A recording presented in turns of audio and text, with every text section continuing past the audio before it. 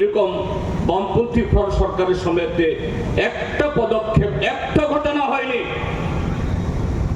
যে নিয়মিত কর্মচারীদের তাদের বেতন বেড়েছে, ভাতা বেড়েছে, কিন্তু প্রকল্প কর্মী বা অনিয়মিত কর্মচারী তাদের পয়সা বাড়েনি, তাদের সুযোগ সুবিধা বাড়েনি। তার সাথে বামপন্থী ফ্রন্ট সরকার আসার আগে, এটা 1978 হোক বা ঝুট আমলের পর 1993 ইংরাজিতে, তার আগেকার সরকারগুলোর সময়তে এরকম ভাবে যারা অনিয়মিত ভাবে যারা বিভিন্ন দপ্তরে ঢুকেছেন, বিভিন্ন পদে কাজ করছিলেন, এই ত্রিপুরাজ্যের মধ্যে এমন কোন নজির নেই। সরকার পরিবর্তন হয়েছে, নতুন সরকার আসার পর আগেকার সরকারের সময়তে নিয়োজিত এরকম অনিয়মিত কর্মচারীদের ছাঁটাই করে দেওয়া হয়েছে। কিন্তু 2018 সালের পর আমরা কি দেখেছি?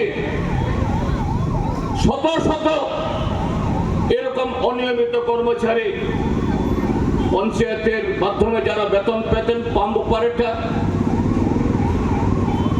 Anganwadi worker, anganwadi helper, mid day meal worker, অসংখ্য এরকম কর্মী, তাদের কোনো সুযোগ সুবিধা তো দেখাই হয়নি। রাজনৈতিক কারণে তাদেরকে ছাঁটাই করে দেওয়া হয়েছে এবং আকছার হচ্ছে, এটা এখনো বন্ধ হচ্ছে না।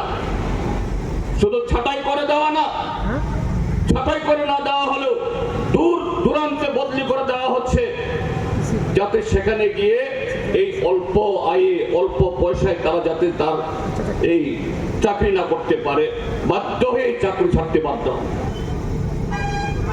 আকছার এই সরকারের আমলে এই ঘটনাগুলি হচ্ছে। যারা মাঠে ময়দানে বলে বেড়াচ্ছেন সবকা সাথ, সবকা বিকাশ, সবকা বিশ্বাস, এই হলো তাদের সবকা সাথ, সবার সাথে বিকাশের তাদের কর্মধারা। তারপর আপনারা জানেন